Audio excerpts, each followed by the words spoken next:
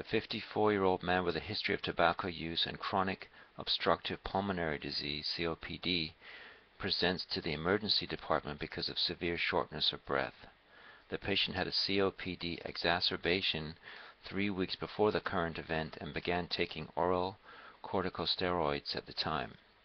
His symptoms resolved and he had returned to his usual state of health until 1.5 weeks later, when he again experienced cough and shortness of breath.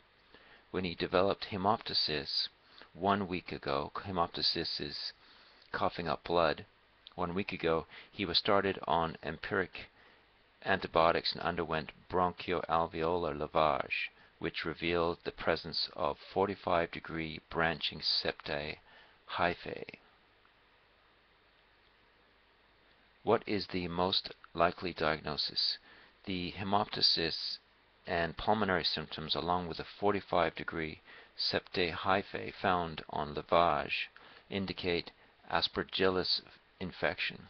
Aspergillus is an opportunistic infection secondary to the patient's recent immunosuppression from corticosteroid use. Candida should also be considered, but would appear microscopically as pseudohyphae and budding yeasts. Mucormycosis presents with sinusitis, black nasal discharge, and can progress to hemoptysis, but lavage findings would indicate 90-degree branching non-septae hyphae. This infection is most common in patients with type 1 diabetes mellitus. What is X-ray of the chest likely to show? Aspergillus can appear as a fungus ball or a circular, mobile lung mass within pre-existing cavitary lesions in the lungs. This form of Aspergillus infection is called an aspergilloma. The patient is treated with amphotericin B. What are the drug's mechanism of action and side effects? Amphotericin B works by binding to ergosterol, a key component of fungal membranes, thereby disrupting the integrity of the cell membrane.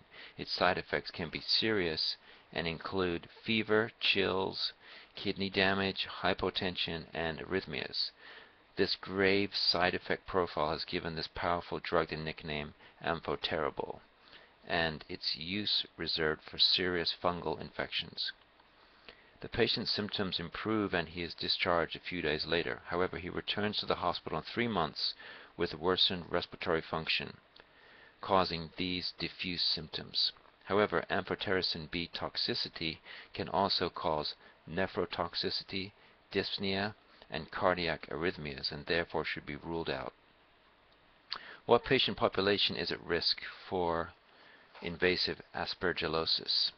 Neutropenic patients because of hematologic malignancy, chemotherapy, immunosuppressive therapy, solid organ transplant, or HIV infection are particularly susceptible to invasive aspergillosis.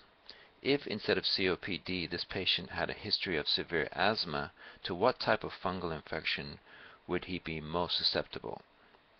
Allergic bronchopulmonary aspergillosis is an IgE-mediated hypersensitivity reaction to Aspergillus spores.